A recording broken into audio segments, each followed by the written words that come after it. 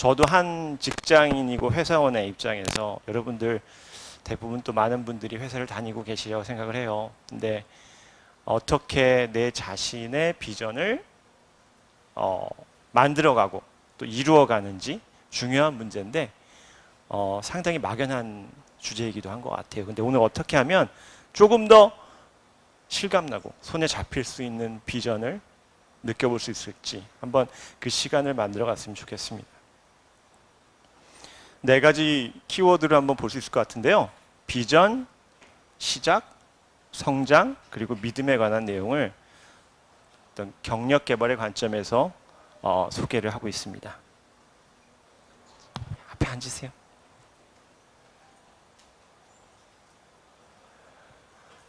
이제 파트 1 이제 비전에 관해서 이제 처음 말씀을 드릴게요.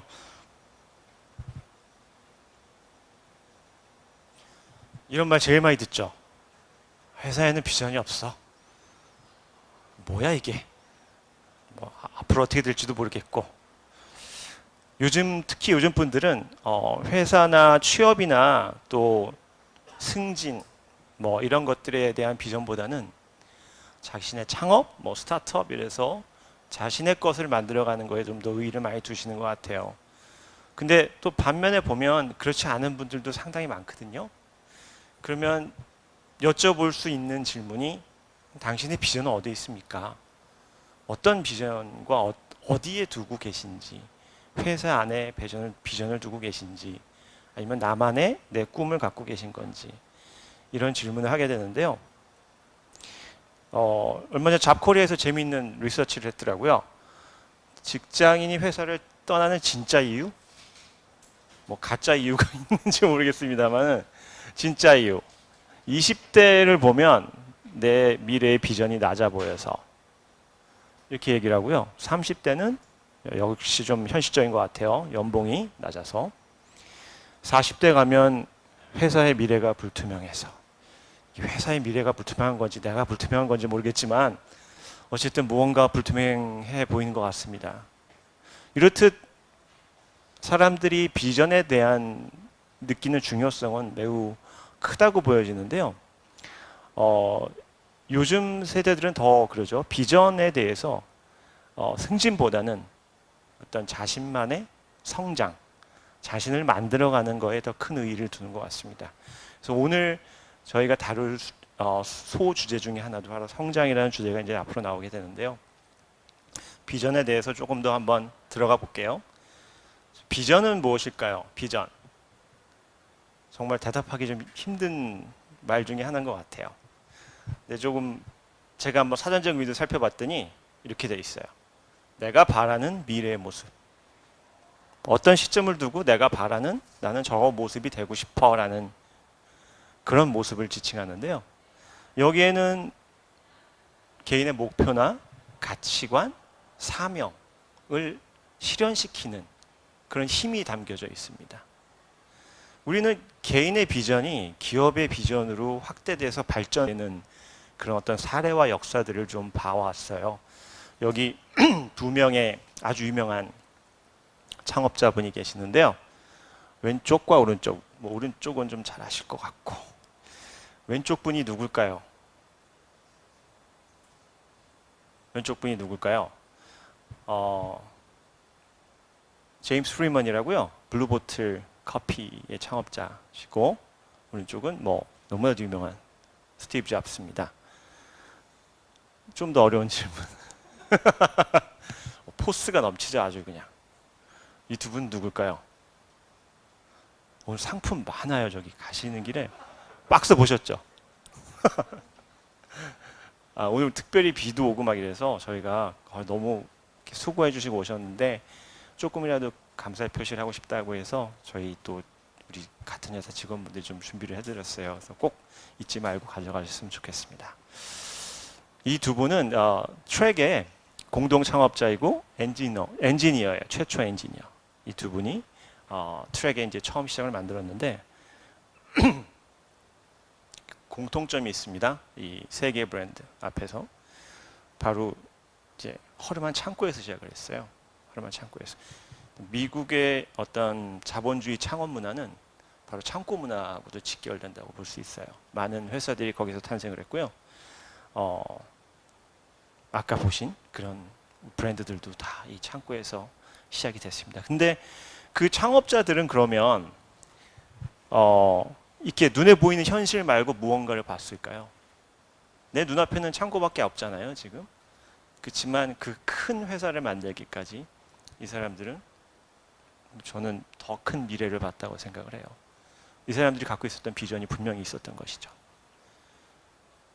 기업의 사명입니다. 기업의 사명은 기업의 존재 이유라고 이제 표현을 할 수가 있는데요.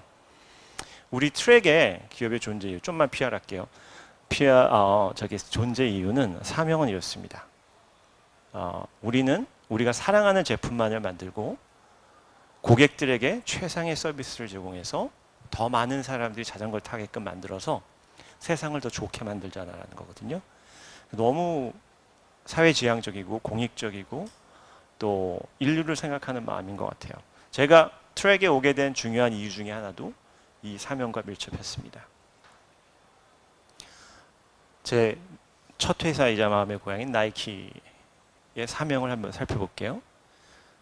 전 세계 스포츠인들에게 영감과 혁신을 불러일으킨다. 이렇게 돼 있어요. 근데 밑에 보면요, 저기 별표하고 돼 있죠. If you have a body, you are an athlete. 여기서 스포츠인이라는 거는 어떤 걸 뜻하죠? 신체가 있다라면 당신은 스포츠인이다라고 얘기하죠.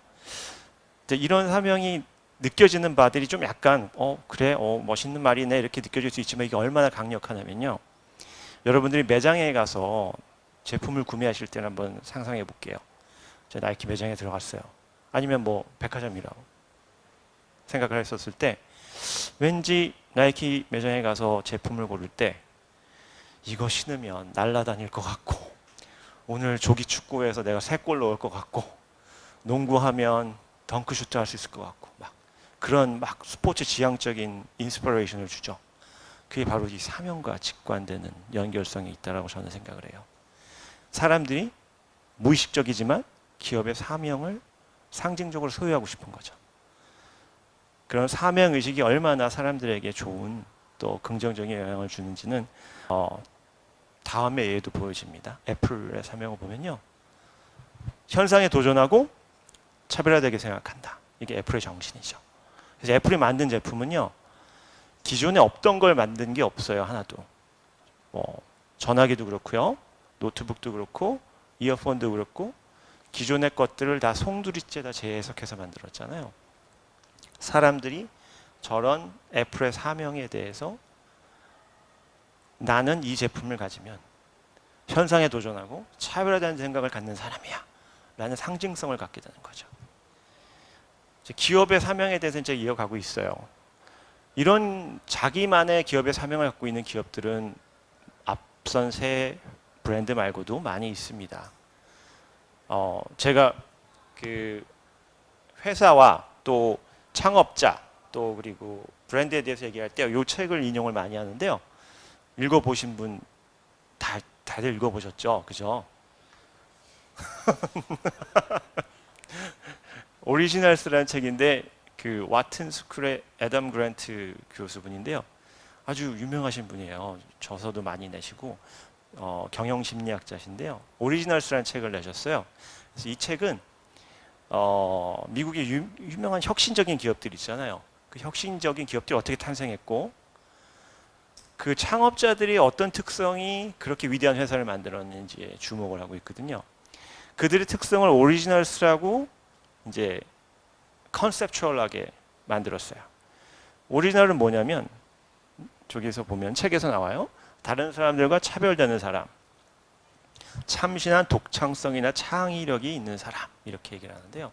그럼 창의력이 있으면 다 오리지널이 되는 건가요? 뭐 나 완전히 크리에이티브한데 막 이런 사람들 많잖아요. 조금 더 들여다보면 엔터프레너라고 우리가 얘기하는데 이제 기업가, 뭐 자본가 이렇게도 얘기하기도 하죠.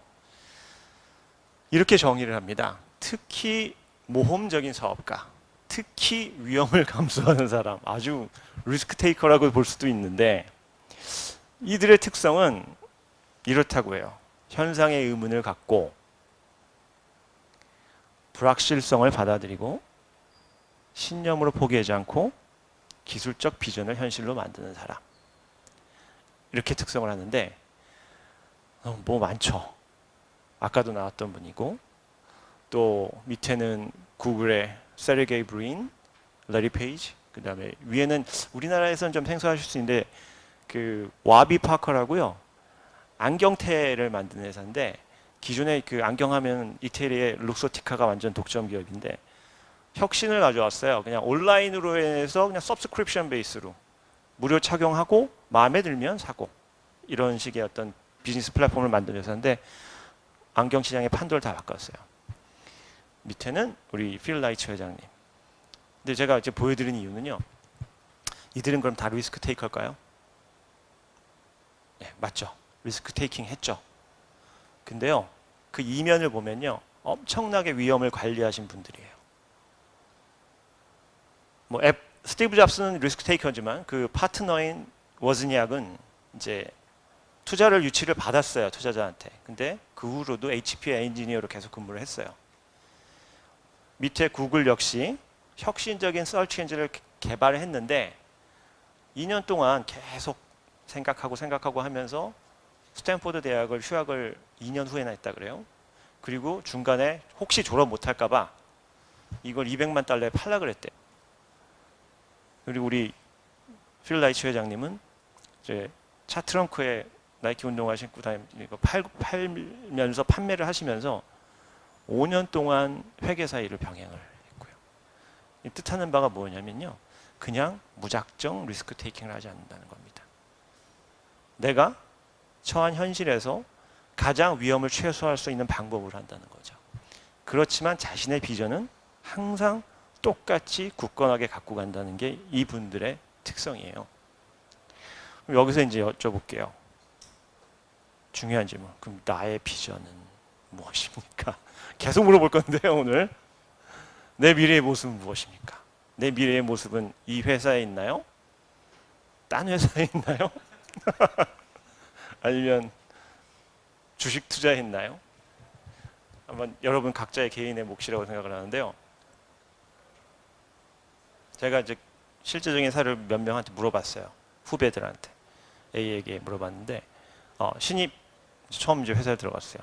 비전이 있어? 어떤 미래를 꿈꿔? 그랬더니 뭐 승진하고요. 결혼하고 집하고 뭐 점점점.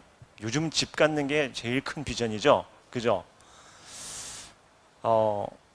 근데 이 승진 결혼 이런 것들이 비전이 될 수 있을까요? 인생의 과정 중에 나타나는 상태가 아닐까요? 이렇게 생각이 드는데요. 10년 후를 물어봤어요. 그랬더니 저 많이 피폐하고 보통 이러죠. 막 이제 대기업 다니고 그러면요. 어떻게 지내? 그러면 버티는 거지 뭐. 이런 말들을 제일 많이 합니다. 정말. 그래서 솔직히 좀 되게 막연하게 답을 못 하는데 B라는 친구한테 물어봤어요. 5년 후에 어떤 생각을 갖고 있어? 그랬더니 대답이 좀 달라요. 마케팅 영업 전문가가 되고 싶고 또 조직 경험과 또 이런 일들을 해보고 싶다라는 또 구체적인 업무에 대한 나의 목표 의식이 있더라고요. 한 발 더 나아가서 그럼 10년 후에는 어떨까 물어봤는데 더 5년 후보다 더 발전된 모습으로 나가더라고요. CMO가 되고 싶고 브랜드 총괄 책임을 하는데 글로벌 사업부의 리더라는 역할도 해보고 싶습니다. 이렇게 똑바르게 뭐 이렇게 다 대답한 건 아니고요. 제가 정리를 좀 한 거죠. 근데 차이점이 확실히 있죠. 여러분들은 어느 쪽이신 것 같아요? A냐 B냐? A냐 B냐? A가 더 좋거나 B가 더 맞거나 이런 걸 말씀드리려는 건 아니고요. 그냥 막연한 상태를 생각하는 것이냐, 내 비전이. 아니면 구체적으로 내가 하고 싶고 되고 싶은 거를 생각하고 있냐의 차이인 것 같습니다. 제 얘기 좀만 하겠습니다. 조금 재수없더라도 좀만 들어주시면. 저는 한 20년 좀 넘게 전에 이제 처음 이제 회사 생활 시작하면서 꿈을 꿨어요. 스포츠 마케터가 되고 싶었고 마케팅 전문가가 되고 싶었고 브랜드 전략가가 되고 싶었고 비즈니스 사업부를 책임지는 사람, 그다음에 아시아 태평양에서 큰 역할을 하는 사람이 되고 싶었어요. 나중에는 조금 더 이제 브랜드 컬처에 대해서 얘기할 수 있는 이런 역할을 하고 싶은 사람이 되고 싶었는데 모든 걸 한 번에 이렇게 꿈을 꾸진 않죠. 사람이 하나 새로운 꿈이 생겨납니다. 저런 생각들을 하고 지금까지 살아왔어요. 지나고 보니까 그렇게 많이 다른 것 같지는 않아요. 이 일들을 대부분 다 했더라고요. 제가 했던 것들을 20년 전에 꿈꾼 게 20년에 이루어졌느냐 짠 이게 아니고요. 하나하나. 그래서 지도 위에 펼쳐놓고 봤더니 저희가 제 나와바리인데요. 12개 나라에 2,000개 이상의 매장에서 500명 이상의 직원들하고 같이 일을 했어요. 이게요 그냥 뭐 사이즈의 문제가 아니라 저 많은 다양한 사람들과 인접했었을 때 제가 얻는 경험과 배움은 이루 말할 수가 없다고 저는 생각해요. 제가 다른 길을 택하고 다른 꿈을 꿨다라면 아마 저런 경험을 못하지 않았을까? 저런 배움을 얻지 못하지 않았을까? 이런 생각을 해봅니다. 그래서 얼마나 사람이 꿈을 꾸고 비전을 갖는다는 게 중요한지를 다시 한번 새삼 느끼게 됩니다. 벌써 지금 비전에 대해서 얘기하니까 좀 심각해가지고 여러분들 막 우울해지고 계시는데 이제 시작입니다. 기운 내시고요. 시작. 아주 좋은 말인 것 같아요. 시작은 시작하니까 이제 새로 오셨는데 앉으시죠. 누구에게나 시작은 있죠. 누구에게나. 그죠? 내가 무엇을 하건 새로 학원을 끊건 새로 운동을 시작하건 새로운 회사에 출근을 하건 새로운 학교로 가건 시작은 있습니다. 저는 이분이랑 아주 중요한 밀접한 관련이 있어요. 이분 잘 몰라요. 저분은 저를 모르지만 잘 아시죠? 그 시카고 불스 전설적인 플레이어죠. 스포츠 역사상 통틀어서요. 최근에는 넷플릭스에서 이제 다시 리메이크해서 리메이크가 아니라 이제 다큐멘터리를 방송되는데 The Last Dance라고 마이클 조던의 일대기 어떻게 이 사람이 그 위치에 올라는지를 갖다 방영을 했는데 정말 10개 에피소드를 순식간에 봤어요. 너무 재미있어서. 근데 제가 대학교를 졸업할 때 98년 때 그때 한참 IMF 때였죠. 나이 많이 먹었어요. 근데 시카고 불스가 6회 6번째 NBA 챔피언십을 따냈어요. 그때 이제 마이클 조던이 역시 MVP로 됐는데 저는 그때 이제 생각한 게 마이클 조던도 멋있지만 저 신발이 너무 이거 너무 좋아 저거 막 그래가지고 내가 가고 싶은 회사를 만났어. 나이키 이렇게 생각을 했어요. 저 회사야. 나는 저 회사가 정말 가고 싶어. 그래서 소망을 담아서 에세이를 열심히 썼습니다. 어떻게 나이키가 어떤 회사고 정말 어린 마음에 순수하게 썼어요. 그래서 그걸 들고 저기 계신 우리 인사상무님을 만나뵈러 갔습니다. 지금 현재 나이키에도 계시고요. 인사상무님 그때 저를 처음 이제 뽑아주신 분인데요. 오늘 이렇게 또 와주셔서 너무 감사드리고 합니다. 그래서 뵈러 갔는데 이제 그날 저는 막 뵙고 싶어서 갔지만 그렇게 약속도 안 하고 갈 수는 없잖아요. 이렇게 만날 수는 없잖아요. 그래서 드리고 기다렸는데 한 달 정도 아마 후에 연락을 주셨어요. 3개월 정도 일할 수 있는 짧은 기간이 있는데 한번 해보시겠어요? 그래서 네! 그리고 그냥 바로 달려갔죠. 저는 너무 가고 싶었기 때문에 제 비전을 만들어가는 회사라고 저는 생각하기 때문에 여기 여담이 하나 있습니다. 제가 첫 번째 부톡은 얘기 안 했는데요. 제가 네! 그리고 달려갔잖아요. 버리고 간 회사가 있어요. 대학교 4학년 때 제가 인턴으로 일을 했었는데 그 회사는 도곡동의 독서실 2층 건물에 임대를 하면서 정말 이게 회사인지 무슨 합숙소인지 독서실 그 책상 있죠? 그걸 그대로 써요 직원들이. 그리고 거기서 다 합숙하면서 먹고 자고 하면서 근데 거기에 천재 컴퓨터 공학도 사장님이 계셨죠. 그분이 바로 누구게요? 누구실 것 같아요? 넥슨의 김정주 회장님이셨어요.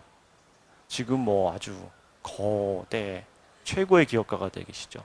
그 조그만한 독서실에서 시작하셨었거든요. 그래서 그때도 맨날 이제 뭐 조그만한 이제 스테이션 외관 타고 다니면서 직원들 먹을 거 산다고 냉장고에 채워놓고 일을 하는데 제가 거기서 한 학기 정도 일을 하면서 게임 산업에 대해서 막 얘기를 하시더라고요. 얘기를 하는데 저는 계속 여기 다니면서도 나이키 생각하고 있었거든요. 언제 연락이 오지? 그러고 있다가 제가 이제 저 이제 가겠습니다. 저는 글로벌 회사에서 성장하는 게 제 꿈이에요.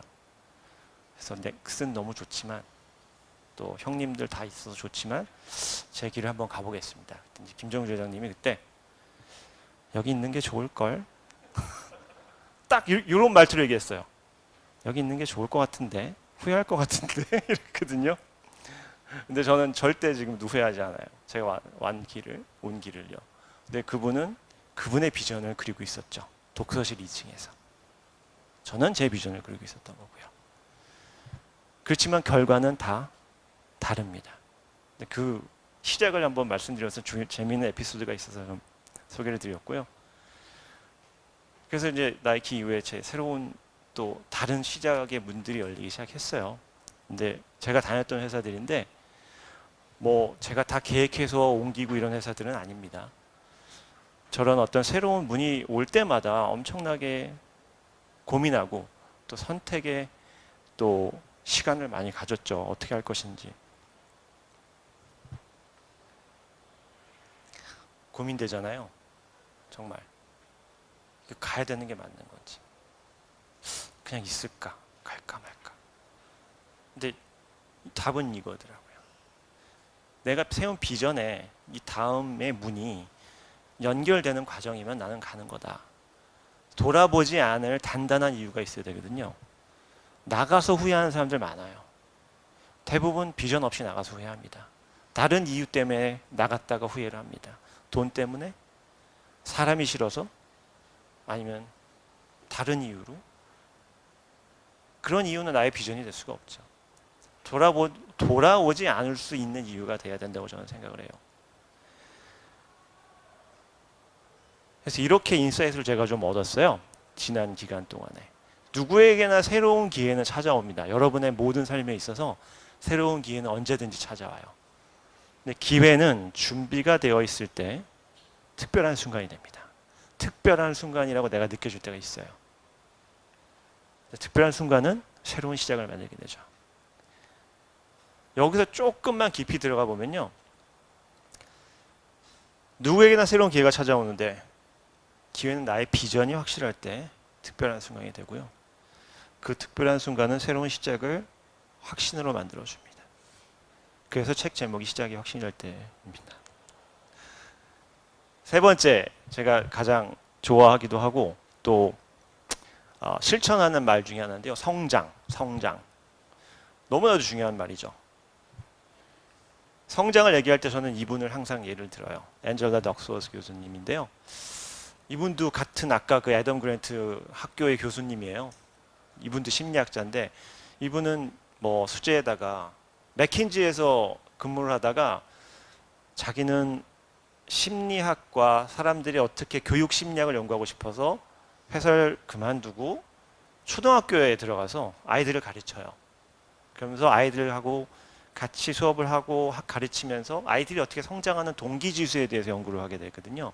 그래서 낸 책이 이제 그릿이라는 책인데 어마어마한 베스트셀러가 됐죠. 어마어마한. 지금 100세 기념판이 나왔어요. 100세. 시작이 확신이 될 때는 1세. 우리 출판사 대표님 계시는데 2세 언제 가죠, 우리? 네, 그렇습니다. 이분이 얘기하시는 그릿은 이제 이렇게 정의가 돼요. 투지, 집념. 정말 근성이죠, 근성. 어떻게 보면. 근데 네 가지 요소가 있다고 해요. 첫 번째는 growth intention, 성장하고 싶은 의지.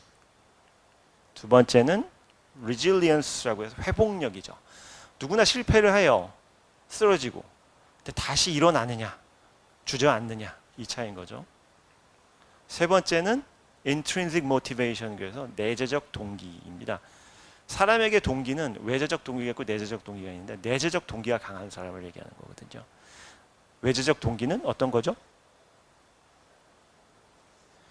저 언니 샤넬백 샀어. 나도 사야 돼. 이게 외재적 동기고요. 내재적 동기는 그거 말고 나는 내 스스로가 이렇게 아름다운 사람이 되고 싶어. 뭐 이렇게 표현할 수 있을 것 같아요.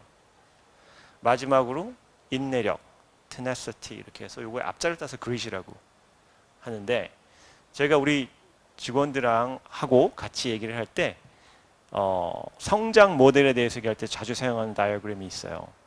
왜냐하면 사람들은 목표를 향해 달려가는데 이게 그냥 바로 얻어지지 않거든요. 분명히 가다가 사다리가 끊어지고 딴 데로 가고 좌초되고 이러는데 성장 모델의 개념을 보면요 이해가 잘 될 수 있을 것 같아서 이 예를 조금 자주 듣는 편이에요. 사람이 성장하는 데는 네 가지의 레이어가 있다고 합니다. 네 가지 단계. 첫 번째는 comfort zone, 두 번째는 fear zone, learning zone, growth zone 이렇게 해서 comfort zone은 쉽게 설명드리면 지금 딱 좋아. 나 건드리지 마. 아무것도 시키지 않았으면 좋겠어. 나 승진 안 해도 되니까 난 내 일만 할 거야. 이런 상태라고 보면 되고요. fear zone은 뭘 하고 싶은데 이게 불확실한 거죠. 이게 영어 좀 내가 잘해야 될 것 같은데 영어 학원 갔다가 망신당하면 어떡하지? 뭐 이런 걱정이 앞서는 거고요.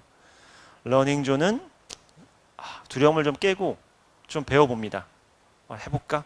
학원 끊고 다니는데 열심히 했더니 문제가 풀리네. 괜찮은데? 새로운 스킬을 한번 얻어볼까? 이렇게 해서 새로운 것들을 배우게 되는 영역이죠.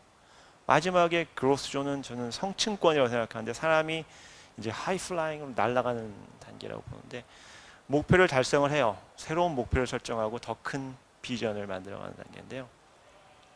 그 모든 과정에 있어서 그로스 존까지 가려면 엄청난 노력과 에너지와 의지가 필요합니다. 그거를 끌어주는 힘이 저는 비전이라고 믿습니다. 근데 비전을 성취해 가는 과정은 점들을 연결해 가는 과정과 같다라고 표현을 하고 싶어요. 점들. 근데 이 점들은 개인 가치라고 저는 표현을 하고 싶은데요. 그냥 점들을 연결하는 게 아니라 자신만이 갖고 있는 역량, 장점, 특성 이런 것들을 방향성 있게 연결하는 거죠. 요즘 보면요, 자격증, 무슨 노무사 자격증, 포크레인 자격증, 요리사 자격증, 자격증이 너무 많아요. 어떤 사람들은 막 몇십 개 가지고 계신 분들이 있는데 그 많은 걸 다 알 거 아니잖아요, 그죠? 방향성 있게 나의 탤런트와 강점을 연결할 수 있는 가치들을 연결해 나가는 연습이 중요합니다. 그래서 나 자신을 되게 잘 알아야 된다고 생각을 해요. 자, 여기까지 지금 딱 30분 됐는데 파트 1 전반전 마쳤습니다, 여러분. 마스크도 껴서 답답하고 졸렵죠. 우리 저기 기지개 한번 필까요, 여러분? 천천히 한번 목도 한번 돌리시고.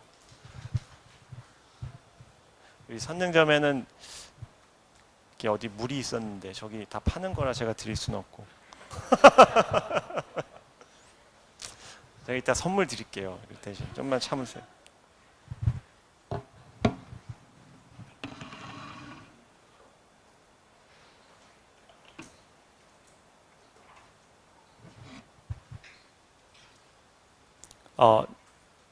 첫 번째 북토크된 파트 2를요, 조금 제가 이제 책의 내용에 집중하다 보니까 어떻게 내가 마음에 드는 회사를 찾는지, 그 찾으려면 어떤 채널을 해야 되는지, 어떻게 그런 준비를 해야 되는지 이런 것들을 주로 얘기를 했는데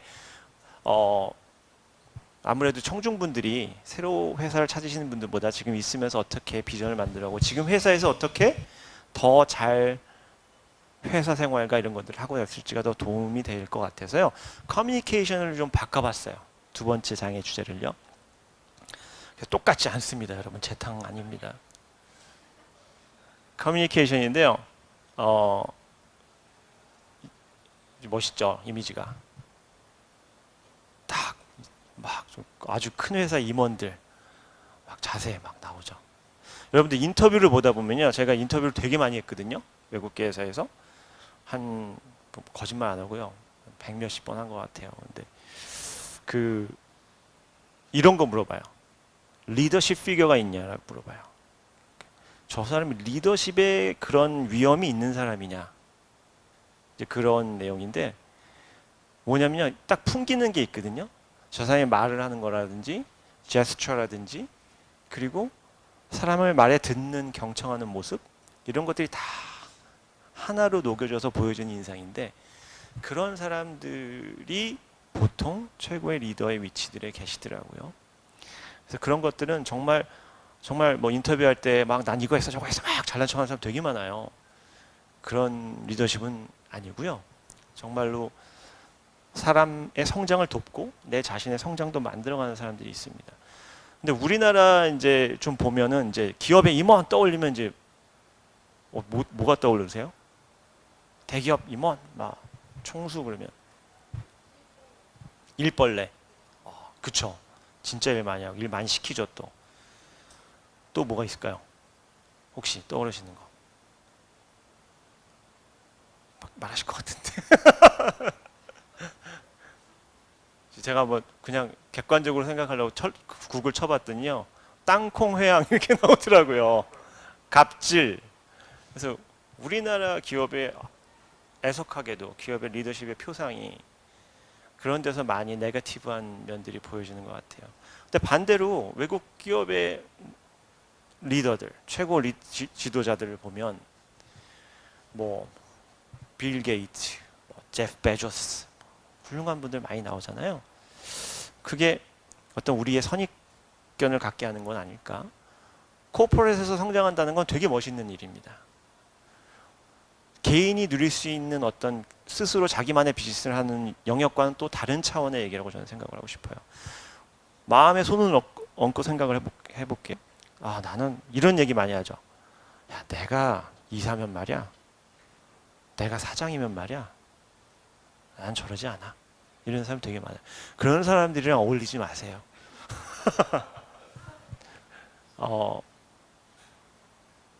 막연하게 떠올리지만 구체적으로 그런 사람이 되고 싶다라는 생각을 안 해봤을 거예요.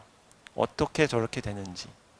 그럼 이 사람들은 어떤 특성을 갖고 있길래 저런 많은 어려운 또 멀어 보이는 그 과정을 거쳐서 올라갔을까라고 보면, 저는 뭐 다른 여러 가지가 많지만 뭐 직무 능력, 리더십, 막 여러 가지 많잖아요. 또 정치적인 능력 이런 것도 있지만 커뮤니케이션이라고 생각하는데요. 그냥 커뮤니케이션이 아니라 value communication, 가치를 창출하는 커뮤니케이션 능력이라고 저는 생각해요. 그냥 있는 사실을 말하는 게 아니라요, 바로 존재감을 아주 그냥 확실하게 전달하는 가치 전달 능력이라고 저는 생각을 합니다. 뭐 이런 뭐 스토리텔링, 뭐 효과적 커뮤니케이션에 관한 이론이나 책들은 너무 많죠. 그런 어떤 이론적인 부분 말고요. 저는 제가 할 수 있는 얘기가 제 얘기밖에 없으니까 저의 실제적인 사례에 세 가지만 이제 겪었던 일들을 좀 스토리 형식으로 좀 오늘 얘기해 볼까 해요. 어떤 대화들을 나눴는지. 뭐 이게 꼭 정답은 아닙니다. 근데 또 재밌는 또 관점이 될 수도 있을 것 같아서, 저 사람은 비전을 어떻게 설명했는지, 저 사람은 저런 어려운 질문에 어떻게 대답을 했는지, 뭐 이런 것들이죠. 첫 번째는 이제 첫 번째 스토리는요, I love it에서 어떻게 보면 열정, 사랑, 일에 대한 여기에 관한 내용인데요. 이분은 저희 회사 회장님이세요. 존 벅 회장님이시라고, 트랙 바이스클의 창업자의 아들이신데 엄청나게 이제 그 파운더스의 그 열정과 저걸 갖고 계세요. 그리고 철학과 신념이 뚜렷하신 분이고, 저하고 제가 파이널 인터뷰를 할 때 노트를 꺼내는 거예요. 그래서 네가 말하는 것 중에 기억에 남는 것들을 좀 적고 싶다고, 남기고 싶은 것들을. 그래서 와, 너 이게 내가 적어야 되는데 이분이 왜 이러시지 하면서 이제 인터뷰했던 경험이 있는데, 거의 이분하고 인터뷰하고 나서 좀 마음을 사실 굳혔어요. 아, 트랙 가야겠다. 그때 저는 외국에 있었거든요. 한국으로 다시 돌아오면서 가게 된 회사예요. 그래서 이 회사에서 일을 하는 기회가 정말로 이 비전과 이 회사의 어떤 미래와 함께 할 수 있는 좋은 문화가 되겠다라고 해서 했는데, 이분을 인터뷰하고 나서 6개월 있다가 이제 미국에서 비즈니스 미팅 때 이제 진짜 실전이죠. 이제 비즈니스 프레젠테이션을 하게 됐는데, 프레젠테이션 앞서서 저한테 이걸 이렇게 물어봤어요. JT, 너는 일하면서 네가 가장 좋은 점이 뭐야? 5개만 말해봐. 5개가 떠오르나요? 혹시? 자, 한 개, 일하시면서 좋은 점. 자, 한번 여쭤볼까요? 사람을 첫 번째 사람을 많이 만나야 돼요. 제 직업이요. 그리고 두 번째 그냥 다른 사람한테 도움을 줄 수 있어요. 그리고 세 번째 많이 공부해야 돼요. 제가 공부하는 거 점수는 낮지만 공부를 하는 거 좋아하는 것 같아요. 뭔가 배우는 걸. 그리고 항상 카메라가 네 번째 팀장님이 그러셨는데 카메라온 같이 변할 줄 알아야 된다고 했는데 저랑 그때그때 저한테 맞게 변하는 거 좋아하거든요. 그건 저한테 맞는 것 같아요. 그리고 다섯 번째, 아, 제가 하면 봉사활동이나 그런 제 시간을 쓸 수 있어요. 너무 와, 이렇게 뭐 아는 지인분 아닙니다. 제가 정말 저 오늘 처음에 너무 존경스럽습니다. 정말 대단하신 것 같아요. 아, 눈 마주치면 물어봅니다. 저는 이렇게 대답했어요. 아, 자전거가 좀 새로운 취미가 됐고 즐거움이 됐어요. 그랬더니 에너지가 막 생깁니다, 저한테. 에너지가 생기니 재밌고요. 일이 재밌어요. 일이 재밌고, 일이 재밌으니까 더 하고 싶고요. 열심히. 근데 사람들이랑 같이. 이렇게 대답을 했어요. 정말 뭐 미리 생각하는 건 아니었고요. 쉬운 대답이죠, 어떻게 보면요. 쉬운 대답인데 이렇게 얘기했는데 너무 좋아하시는 거예요. 근데 전 뭐 거짓말 한 건 아니니까요. 근데 이 대답이 아까 처음 제가 아까 우리 회사 미션 보여드렸죠. 사명. 거기하고 연관이 되는 거였어요.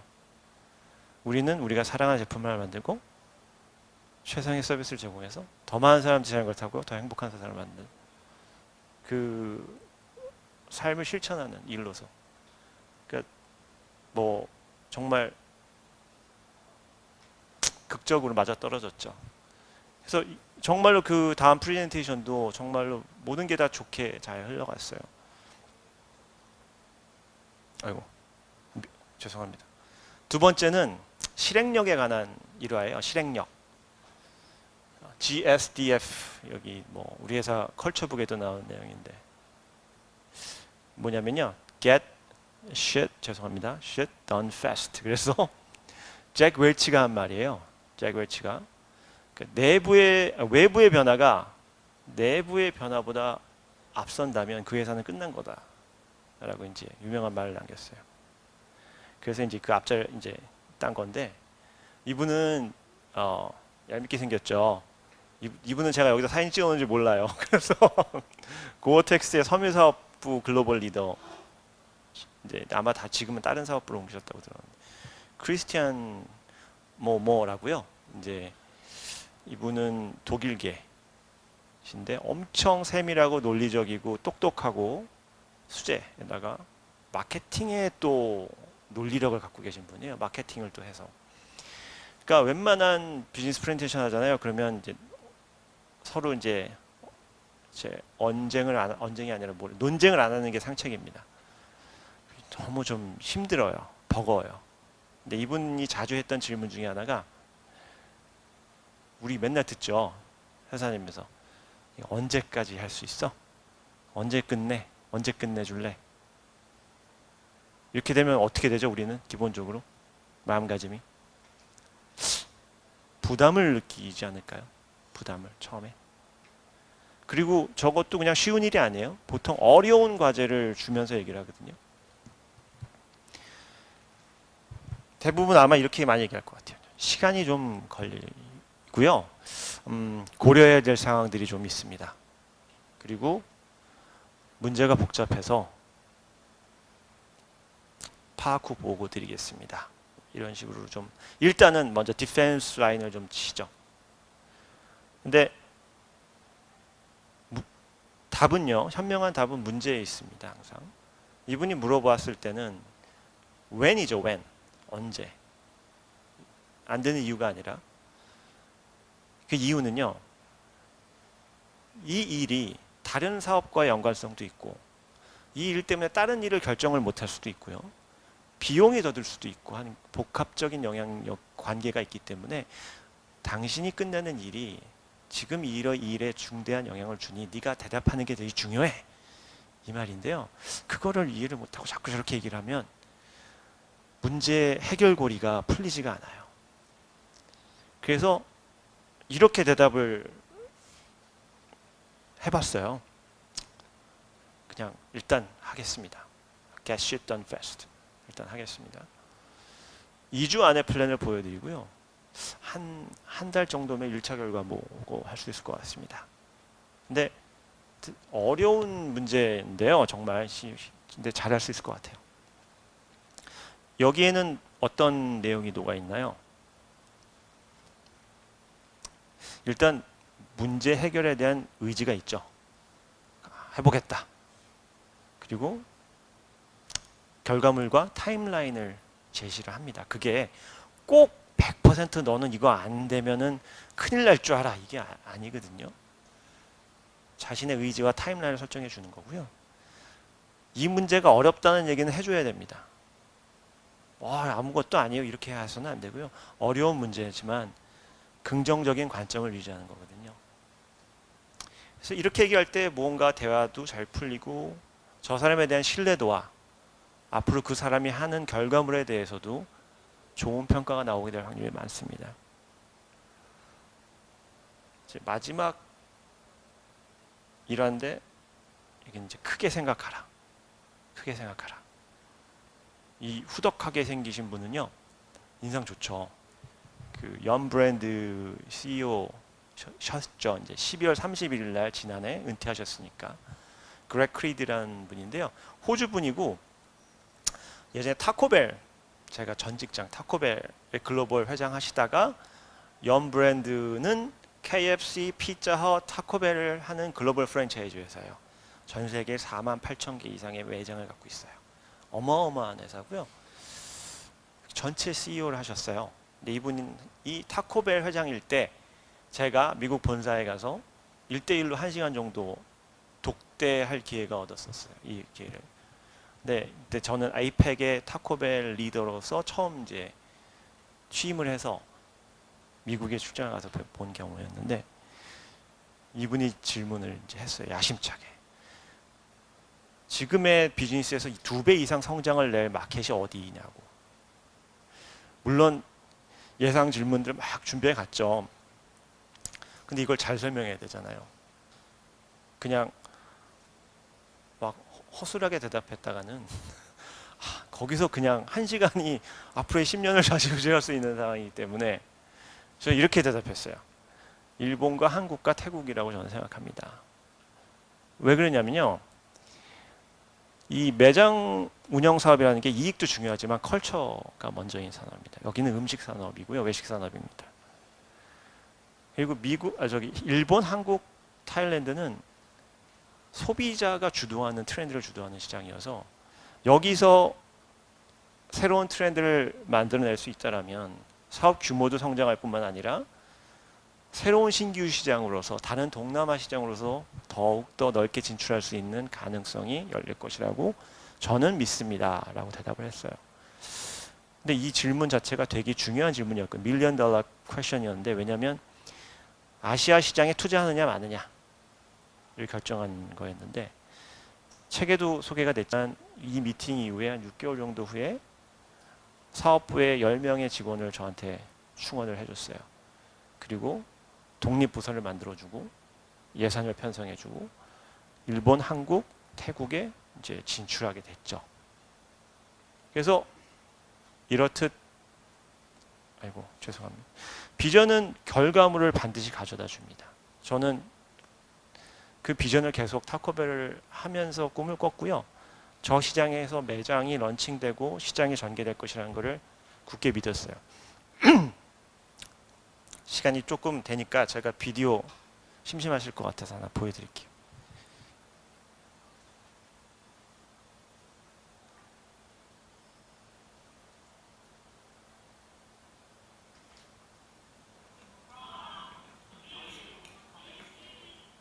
안 나오죠?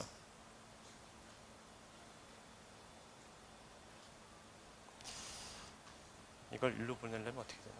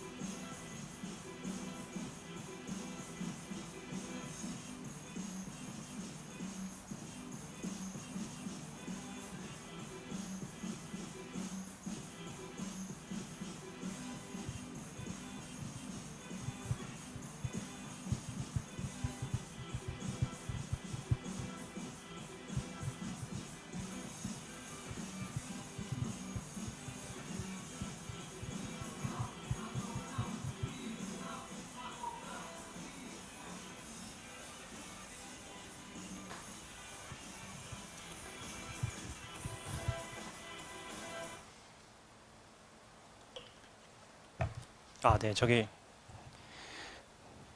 너무 일본 거 많이 보여드려 죄송합니다. 근데 그 저 때 아까 그 줄이 섰잖아요. 근데 그게 아침부터 시작해가지고 밤새서 기다려가지고 그날 저녁 일주일 뭐 2주 정도까지 계속 저랬어요. 그래가지고 뭐 저 이제 프랜차이즈 가맹 회사였는데 저 회사는 저는 뭐 10,000원도 받은 거 없어요. 근데 저 회사 주가가 4배가 올랐어요. 오픈하고 난 다음에. 그래서 정말 뭐 히스토리컬한 어떤 기록을 남겼는데 저 결과가 나오는 비전이 이끌어주는 결과가 글로벌 본사에서 입장에서 봤었을 때는 엄청난 차이라고 보죠. 왜냐하면 저 때 이제 일본으로 타코베에 다시 들어갈 때가 28년 만에 들어가는 거였거든요. 28년 전에 들어갔다 완전히 망했어요. 그 여담으로 이제 일본 사람들이 이제 FGI라 포커스 그룹 인터뷰라고 해가지고 보통 이제 마케팅에서 소비자 조사를 할 때 이 마켓에 들어갈 때 소비자층은 어떤 니즈가 있는지를 파악하면 이제 밀실에다 놔두고 막 뭐 이렇게 그림 보여주고 막 이렇게 해서 질문해가지고 비디오를 촬영해요. 그래가지고 갖다가 아 이런 인사이트를 얻는구나라고 해가지고 이제 하는데 그때 일본 사람들한테 타코를 이렇게 쫙 깔아주고 먹어보라고 밖에서 이제 촬영하고요. 먹어보라고 딱 했는데 이제 타코가 이렇게 막 흐물흐물한 것도 있지만 딱딱하게 이렇게 과자같이 쉘 타입으로 된 것도 있잖아요. 이제 옆에 포크도 주고 젓가락도 주고 이제 숟가락도 주고 이렇게 했어요. 어떻게 하나 보려고. 일본 사람들이 못 먹어본 사람들은 어떻게 이거 음식을 드시냐면요. 이게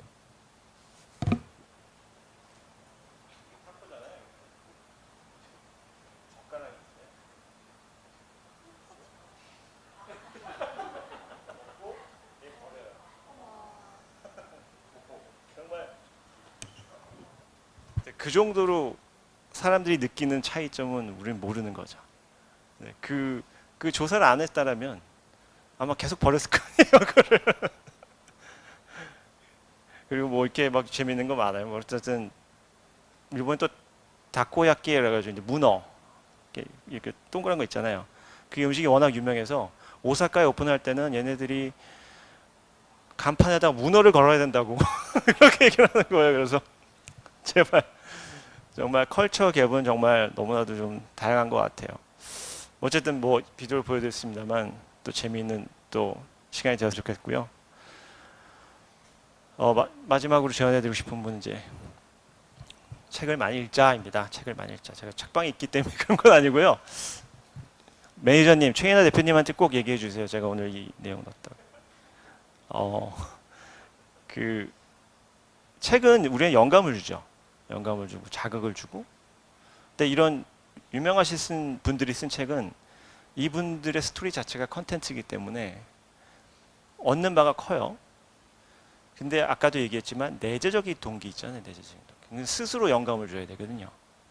그런 사람들이 의식적인 노력과 훈련을 통해서 비전을 많이 만들어가기 때문에 내 스스로 책과 지성과 감성을 접하면서 이것들을 끌어낸다고 생각해요. 저는 그 가장 좋은 방법은 책을 읽는 방법이라서 저도 뭐 다독하고 많이 읽는 사람은 아닙니다만 앞으로 노력을 많이 하려고 하고 있습니다. 보너스 타이밍인데 나만의 특별한 네트워크 만들기라고 좀 제가 마지막을 좀 꾸며봤어요. 제가 좋아하는 테드톡인데요. 제가 자주 봐요. 영어 공부도 이걸로 하고요. 또 인포메이션도 여기서 얻고 하는데 오하이오 주립대 교수의 타냐 매넌 교수가 이분도 심리학자입니다. 근데 위대한 기회의 비밀은 한 번도 만나지 않은 새로운 사람들에게 있다. 여기 여러분들 중에도 있을 수도 있다고 저는 생각해요. 어떤 내용이냐면요. 자 이렇게 언뜻 보면 다 섞여 앉아 있는 것 같잖아요. 이렇게 다양한 사람들이. 근데 자세히 보면요. 비슷한 사람들끼리 앉게 되는 경우가 많다 그래요. 유유상종거에서 키가 좀 비슷하든지 옷 색깔이 좀 디자인이 비슷하든지 아니면 뭐 취향이 비슷하다든지 이런 것들이죠. 그러다 보면 매우 한정적인 사람들만 만나고 살게 되겠죠, 우리가. 그래서 이 분은 이렇게 제안을 해요. 첫 번째는 내 스스로의 어떤 서치 엔진의 필터를 좀 느슨하게 하라고. 요즘 같은 때는 더 그러죠. 내가 원하는 조건, 뭐 나는 여기서 뭐 몇 시에서 몇 시 시간대 뭘 이걸 원해. 그래서 요거에 되는 것들만 지정해 놓고 그거에 되는 사람들과 교류를 하게 되는 경우들이 많아요. 그거에 좀 틀을 더 느슨하게 넓히면 더 많은 사람들과 교류할 수 있는 기회가 생긴다. 두 번째는 여러분들의 생활에서 좀 더 세계를 넓히라는 거예요. 예를 들면 출근할 때 여러분들 보시죠. 자 여기서 지하철역까지 가장 빠른 코스로 직진해서 내려가서 2호선 타고 세 번째 칸에 타서 내릴 때는 16번 게이트로 나가야 제일 빠른 회사의 위치에 도달하고 올라가기 전에 스타벅스 지나셔서 아메리카노 픽업해서 가야 9시 딱. 이게 거의 매일이지 않나요? 이렇게 될 경우에는 역시 같은 사람하고 마주칠 확률이 높다라는 거죠. 이러지 마시고요. 자전거를 타보세요. 새로운 세상이 열립니다, 여러분. 새로운 세상이 열리니까 자전거 타고 오시는 거 좋은 방법이라고 생각하고요. 그 다음에 여러분들하고 파트너들이랑 얘기를 할 때, 회사에서도 이메일하거나 할 때요, 우리 이런 얘기 많이 해요. 너 지난번 진짜 그거 너무 고마웠어. 그거 알려줘서 고마워. 내가 다음에 꼭 보답할게. 이런 얘기 하잖아요. 이거는 일종의 어떻게 보면 조건적인 관계 같잖아요. 거래 관계 같고 보상 관계 같고. 그러지 말고 그냥 아무 조건이나 이런 거 없이 편안하게 너 어제 얘기했던 거 회의 때 얘기했던 거 내용 너무 좋았어. 그냥 단순 칭찬 이런 것들이 신뢰하고 믿음을 키우고 하는데 되게 좋은 수단이라고 해요.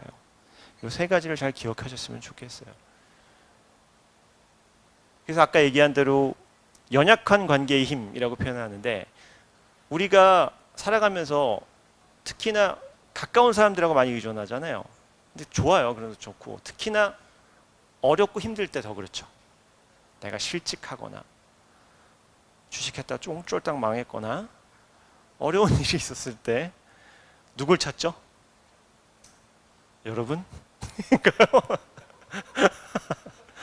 누굴 찾냐면 가족, 친지, 친구, 교회 뭐 그렇게 되겠죠. 보통.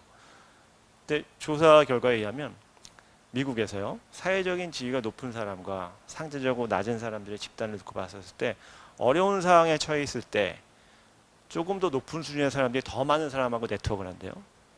평소에는 더 적은 사람들하고 네트워킹을 하는데 좀 낮은 집단의 사람들은 지위가 어려울수록 아주 소수의 사람들하고만 네트워킹 한다는 거죠.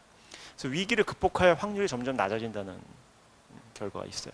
그래서 여러분들 마음껏 탐험하십시오. 그렇게 세상은 뭐 이상한 사람도 많지만 좋은 사람들도 있으니까 여러분들이 그렇게 이렇게 막 너무 내 인간관계에 대해서 좁게 하지 마시고요. 넓은 세계로 나가시는데 저는 링크드인을 좀 많이 추천을 드려요. 저도 2012년서부터 쓰기 시작했는데 제가 해외 나가면서 해외에는 기반이 없잖아요. 제가 뭐 아는 사람도 없고 네트워크가 없어서 이걸 시작했어요. 그래서 해외에 있는 많은 사람들과 교류를 하기 시작하면서 지금 보니까 700명 정도 일촌이 형성이 됐는데 각 분야 너무 다양한 사람들이 많아요. 일촌 중에는 프랑스의 전설적인 축구 선수 티에리 앙리도 있습니다. 왜냐하면 제가 리복에 있었을 때 이 사람을 프로모터로 해서 내가 데려왔거든요. 한국에. 무한도전에 출연시켰죠. 어쨌든 이 세계에서 여러분들은 상상하지도 못할 몰랐던 세계를 경험하실 수가 있어요. 제가 시험삼아 책의 2쇄를 위해서 그 책을 이제 제가 냈다라고 이제 올렸어요. 링크드인에. 제 일촌들한테 알리기 위해서 올렸어요. 그랬더니 와, 반응이 오는데 외국인들이 더 많아요. 한글 알지도 못하면서. 그래서 지금 한 7,000건 넘었을 거예요. 조회수가. 7,000건이 넘었는데 이제 거기 주된 내용이 야, 빨리 영문판 만들어서 보내. 그래서 제가 저기 뒤에 계신 출판사 대표한테 우리 영문판 만들까요? 그랬더니 본인이 직접 하세요. 그러더라고요. 그래서 안 하기로 했습니다. 그래서 마지막입니다. 제가 작년에 저희 회사에서 리더십 워크숍을 갔는데 저의 이제 새로운 롤 모델이에요. 짐 컬린스죠. 위대한 기업으로 굿 투 그레이트의 저자. 이분은 자그마치 30년 동안 베스트셀러입니다. 이 책 한 권으로 정말 인생이 다 바뀌신 분인데 위대하신 분이에요. 이분이 얘기한 내용은요. 그냥 좋은 것은 위대한 것의 적이다. 그리고 위대함은 의식적인 선택과 노력에 의해서 얻어진다. 근데 의식적인 선택은 내가 잘할 수 있는 거, 가장 잘할 수 있는 거고요. 노력은 정말 매일매일 하루도 빠지지 않고 할 수 있는 정말 높은 수준의 강도의 의식적인 노력입니다. 이렇게 했었을 때 나의 위대함을 이룰 수 있다라는 아주 좋은 내용이었어요. 여러분도 지금까지 내용들을 바탕으로 여러분들의 비전을 하나, 둘, 세 개씩 만들어가 보시면 내가 잘할 수 있고 내가 의식적으로 매일매일 하고 싶고 이루고 싶은 목표를 향해서 만들어가는 것을 하시면 비전은 여러분한테 분명히 결과로서 보답을 합니다. 아까 그 일본 애들 줄 서신 거 보셨잖아요. 얼마나 제가 속으로 짜릿했는데요. 우리나라에서 이랬으면 더 좋았겠지만 어떻게 하다 보니 책을 쓰게 됐어요. 제가 뭐 책을 쓰려고 제가 목표하고 비전을 가졌던 적은 없었어요. 근데 이제 2년 전에 다시 저희가 귀국하면서 제가 살아왔던 경험이나 이런 경력 이런 것들이 다른 사람한테 좀 동기와 도구가 될 수 있을까? 이런 생각을 해보기 시작했는데 어떻게 보면 다른 사람한테는 또 시작점이 될 수도 있는 의미가 있다고 생각했어요. 그래서 어떤 걸까? 그래서 제가 2년 전서부터 그냥 책을 좀 써보려고 글을 썼어요. 그러다가 점점 생각이 드는 거예요. 내가 그냥 잘나고 성공해서가 아니라 저 지금 그렇지 못하거든요. 근데 용기하고 희망을 줄 수 있다라고 저는 생각을 했어요. 용기하고 희망. 그거는 꼭 잘된 사람만 주는 건 아니잖아요. 용기하고 희망과 이걸 줄 수 있다라면 그 사람들한테 믿음을 줄 수 있다면 이 책이 좋은 영향과 도구가 되지 않을까 생각했어요. 그래서 비전은 시작을 만들고요. 그 시작을 확신으로 만들어주는 믿음에 대해서 얘기를 쓰고 싶었고요. 제가 맨 마지막 장에 고백은 했습니다만 이 모든 과정 가운데 저는 제 신앙이 가장 큰 요인이라고 저는 생각합니다. 정말로 이거는 내가 자신이 있어, 이건 다 됐어 했던 일들도 말도 안 되는 이유로 다 망가지고요. 너무 준비도 안 했고 이렇게 아무것도 안 했는데 정말로 뜻하지 않게 확 풀려버리는 경험들을 했어요. 근데 그 가운데 저는 제가 믿음의 대상인 하나님이 항상 계셨기 때문에 오늘 이 자리도 주시지 않았나 저는 생각을 하고 여러분들에게 저 이상의 더 큰 축복이 있기를 저는 진심으로 바랍니다. 감사합니다.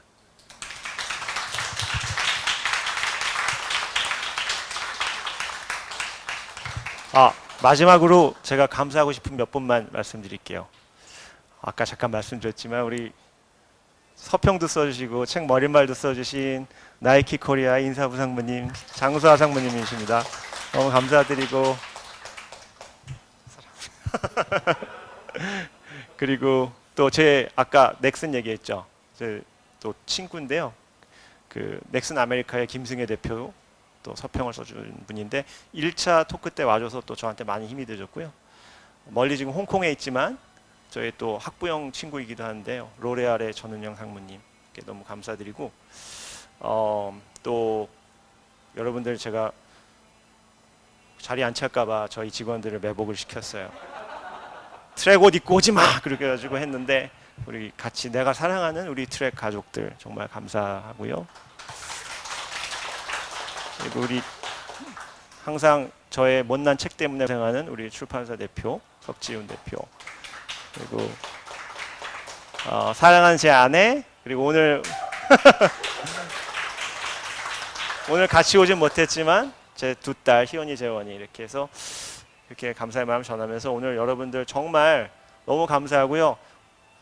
어렵고 비 오는 와중에도 이렇게 와주셔서 그나마 조금이라도 좀 기운과 에너지 얻어가셨으면 좋겠습니다. 여러분 감사합니다.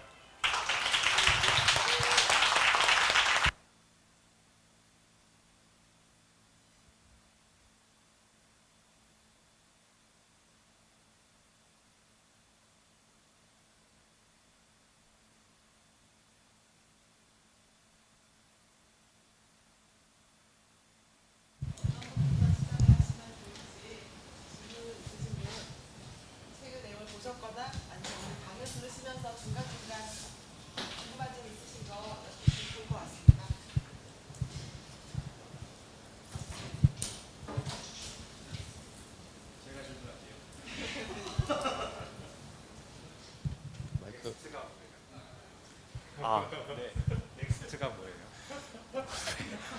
하필이면 그 질문을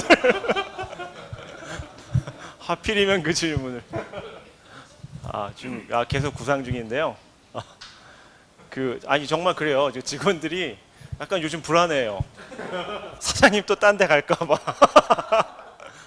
그런 거 전혀 아니고요.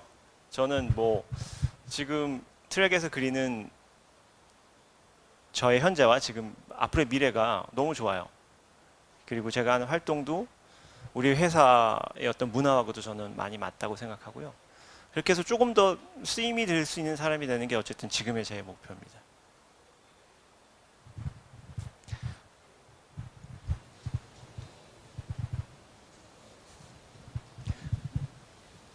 이 질문이 참 그래요. 이게 좀 쑥스러워하지 마세요.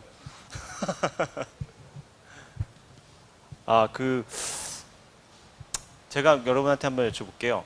혹시 책을 한번 보신 분 계실까요?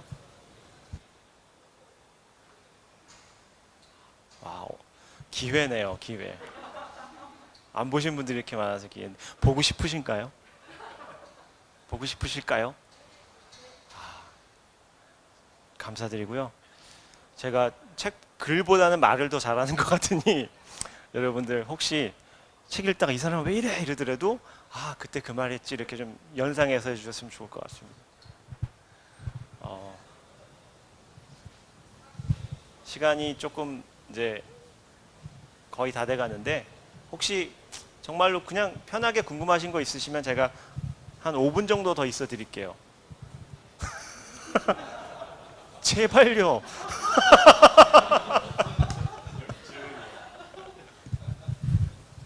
사장님의 비전을 위해서 평상시에 하는 작은 습관이라든지 어떤 행동들이 있으신지 뭐 대단한 거 아니더라도 뭐 누구나 할 수 있는 어떤 작은 것들 혹시 있으신가요? 그 매일매일 의식적으로 계속 꼭 해야 되는 의식 같은 거 있죠, 사람. 그러니까 좀 저는 그 아침에 일단 꼭 명상과 기도를 해야 되고요. 그 다음에 운동을 해야 돼요. 이 안 하면 죄를 짓는 것 같아서. 그리고 그게 에너지를 저한테 주기 때문에 그게 되면은 모든 일들이 다 쉽게 잘 풀리는 것 같더라고요. 그 사람이 되게 긍정적이 돼요. 제가 회사에서 별로 화 안 내잖아요.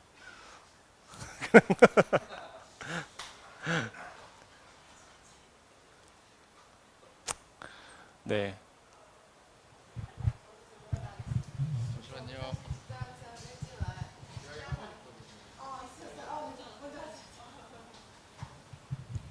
작가님 본인이 글로벌 리더가 되셨는데 저도 아이들을 키우는 입장인데 아이들이 어렸을 때부터 어떤 식으로 교육을 받으셨거나 어떻게 제가 교육을 해야지 좀 창의적인 마인드와 그런 리스크를 테이크할 수 있는 그런 자세 그런 걸 어떻게 길러주면 좋을까 본인이 어떻게 커 오셨는지 아니면 자식을 어떻게 키우겠다는 그런 게 비전이 있으신지 어떤 비전이 있으신지 그게 좀 궁금하거든요. 주제가 조금 자녀 교육으로 넘어가는데요. 정말 어려운 문제죠, 그죠? 다들 똑같이 고민하고 계신.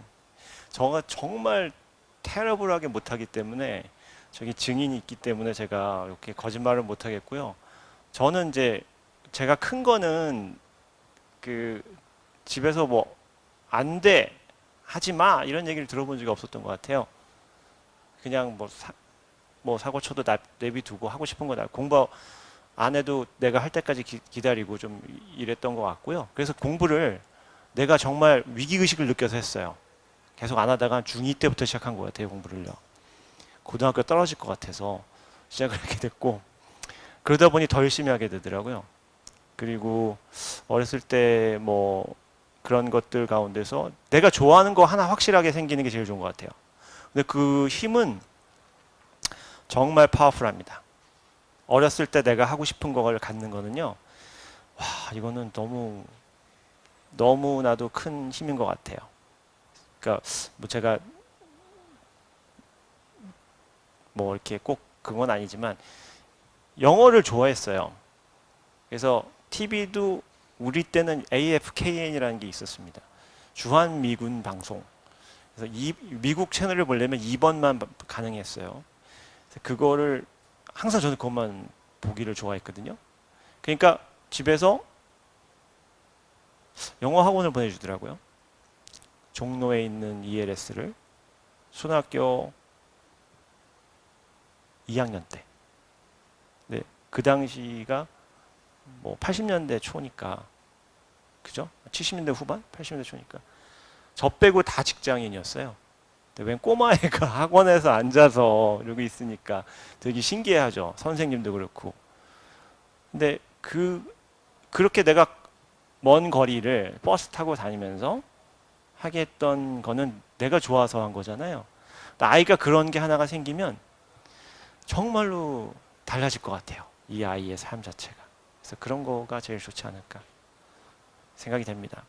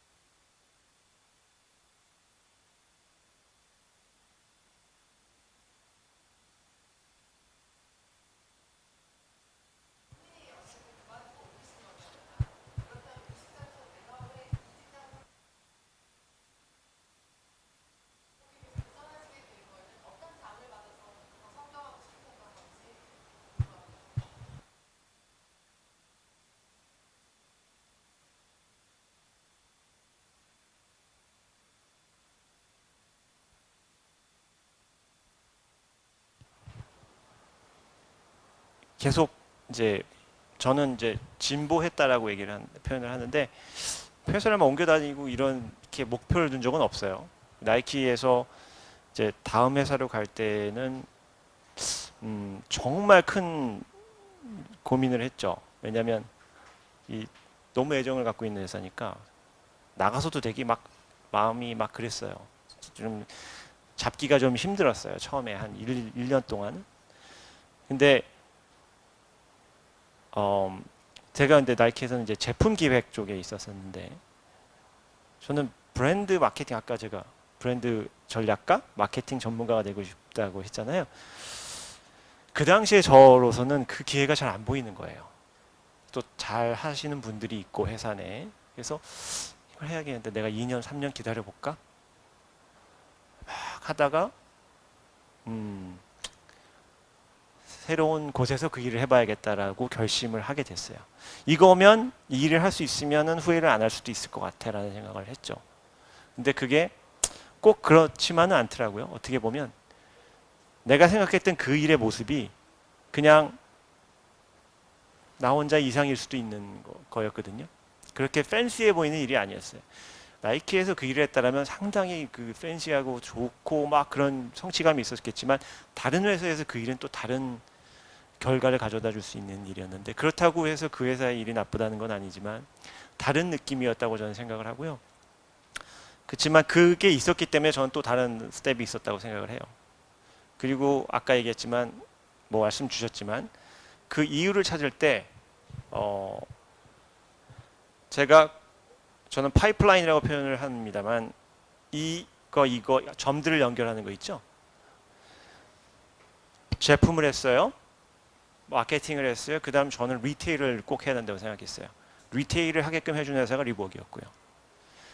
했어요. 영업을 저는 해야 된다고 생각했어요. 영업. 세일즈를. 영업을 하게끔 해준 회사가 고어텍스였어요. 그리고 연 브랜드는 에이펙 일을 하게끔 해줬던 회사였기 때문에 계속 그 점들을 이어가는 과정으로서 그냥 직진을 했습니다. 그러다 보니 이제 저렇게 된 거였고요. 예, 뭐 대충 그렇게 답변할 수 있을 것 같습니다. 예, 많이 피곤하실 텐데 일단 또 질문을 이렇게 해주셔서 감사드리고, 다시 한번 여러분들 가셔서도 또 오늘의 시간이 또 좋은 기억과 또 에너지로 남아주셨으면 좋겠습니다. 감사합니다, 여러분.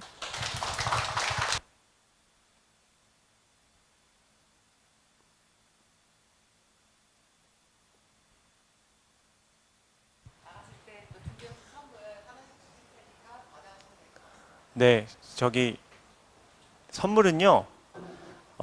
포장은 되게 거창한데 안에는 저희가 티셔츠하고 캠페인 밴드 있어요. 저희 회사가 Go by Bike라고 지구의 환경 오염을 줄이자고 해서 자전거 타고 다니는 캠페인을 하고 있는데 그 캠페인 밴드가 있는데 티셔츠는요. 뭐 복불복입니다. 안 맞아도 어쩔 수 없습니다. 뭐 몸을 줄이시든지 몸을 늘리시든지 뭐 이거는 판단하시면 될 것 같습니다, 여러분. 네, 감사합니다.